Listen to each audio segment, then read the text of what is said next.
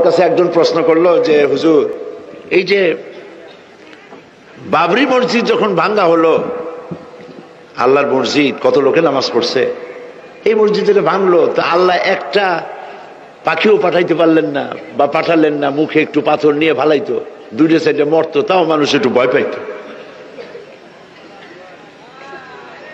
এটা হইল না কেন? আমি তাহলে বললাম, দেখেন, বাবরি মসজিদের গুরুত্ব বেশি না মসজিদে আকসার গুরুত্ব বেশি, বাইতুল মুকাদ্দাসের গুরুত্ব বেশি, কোনটার বেশি? সে বললো বাইতুল মুকাদ্দাস, এটা কিবলা উলা, এটারই তো গুরুত্ব বেশি। তাই আমি বললাম, এইটা যখন ইহুদিরা দখল করলো, তো আল্লাহ কি কোনো পাখিরে তয়রান আবাবিল পাঠাই দিছিলেন নাকি? মুখে পাথর টাথর নিয়ে নিক্ষেপ করে পাঠাইছে? না, তা তো পাঠায়নি। তাহলে আপনি চিন্তা করতেছেন কেন? মূল বিষয় তো চিন্তা করেন নাই। কয় যে মূল বিষয়টা কি? বললাম, মূল বিষয় হচ্ছে এই যে কাবা শরীফকে ভাঙ্গার জন্য যখন আবরাহা আসছিল, তখন আব্দুল মুত্তালিব নবী করিম সাল্লাল্লাহু আলাইহি ওয়াসাল্লামের কি হয়? দাদা। উনি দেখা করতে চাইলেন আবরাহার সাথে। আবরাহা পারমিশন দিলেন, তিনি ঢুকলেন, তাকে বসতে সম্মানের জায়গা দেওয়া হলো, কুরাইশদের নেতা তিনি। আবরাহা বললেন, বলেন আপনি কি বলবেন?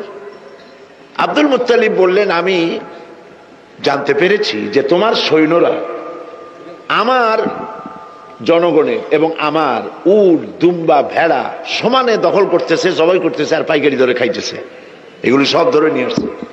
আমি তোমার কাছে এটা বলতে আসছি, তোমার সৈন্যদেরকে বলো আমাদের উট টুট যা ধরছে, ছাগল ভেড়া সব যেন ছাড়িয়ে দেয়। আবরাহা কই যে আশ্চর্য কথা, আমি মনে করেছিলাম যে তুমি কাবা শরীফ ভাঙতে আসছি, আমি আমারে অনুনয় বিনয় করে তুমি বলবা যে কাবা ঘর রক্ষা করো, তুমি ভাঙবো না, তা না কই তুমি তোমার গরু ছাগল উট ভেড়া, তোমার কাছে কি কাবার চাইতে উট ভেড়া ছাগলের দাম বেশি?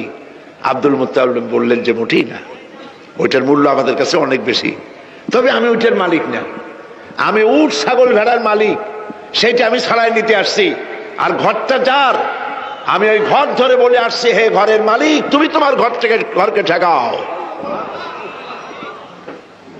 আল্লাহ পাক তখন ঘর ঠেকাই দিছিলেন, কারণ এই ঘর ঠেকাবার মতো কোনো লোক তখন ছিল না।